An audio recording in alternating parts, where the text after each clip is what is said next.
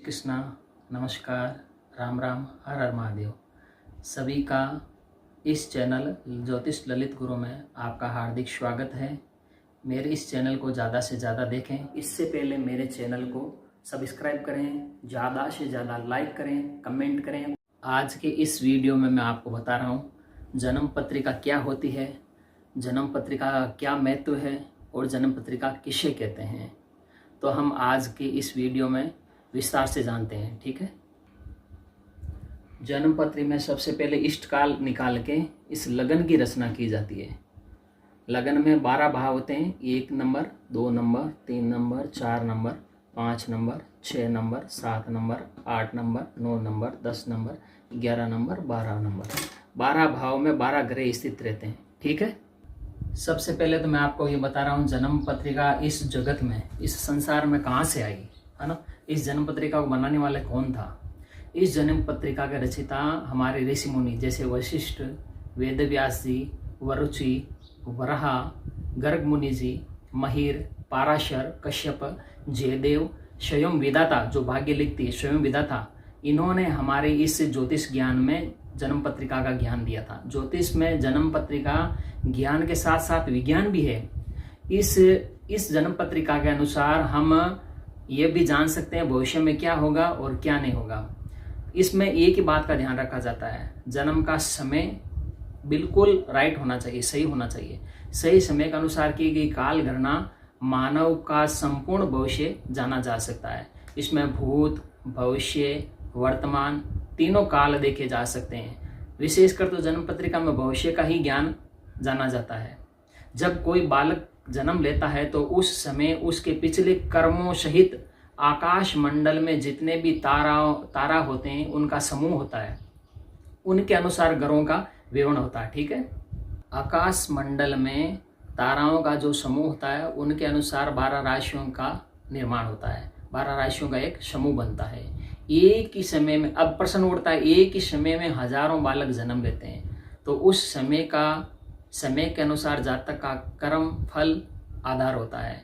कर्म फल के आधार पर ग्रहों की चाल होती है और उनकी रचना होती है और उसका जीवन चक्र होता है।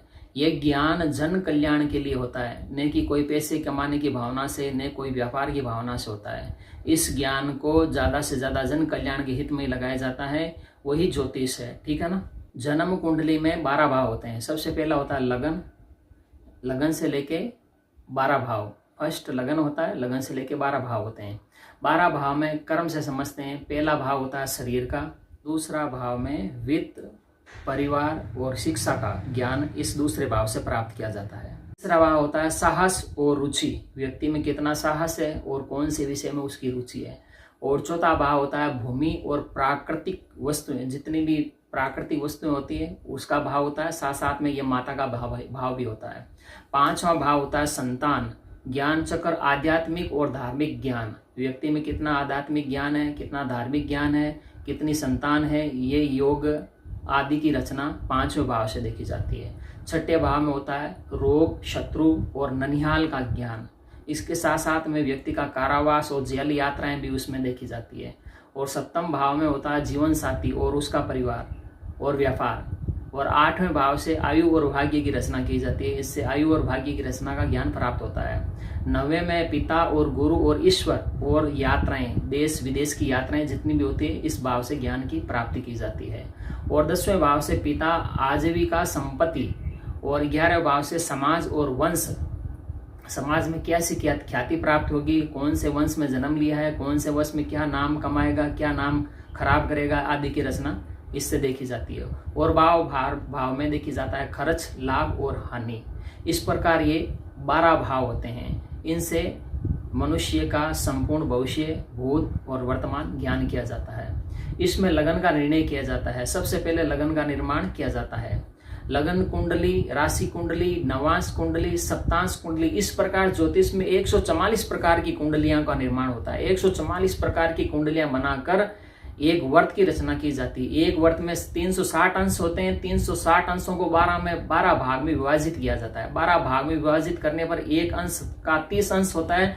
30 अंश में एक राशि का निर्माण होता है उस राशि के अनुसार कुंडली में उसकी स्थिति, उसका ज्ञान आदि की जानकारी प्राप्त की जाती है। ठीक है ना।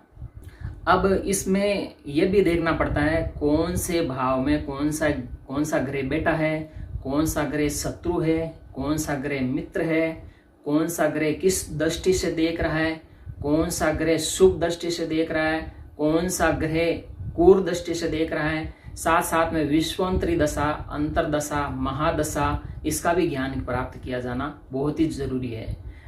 महादशा का ज्ञान के साथ साथ अन्य ग्रहों की चाल, वक्री, उनकी भी ये चाल देखी जाती है। कौन सा ग्रह वक्री है, कौन सी ग्रह मार्गी पर है, आदि का ज्ञान प्राप्त करके जन्म कुंडली की रचना की जाती है।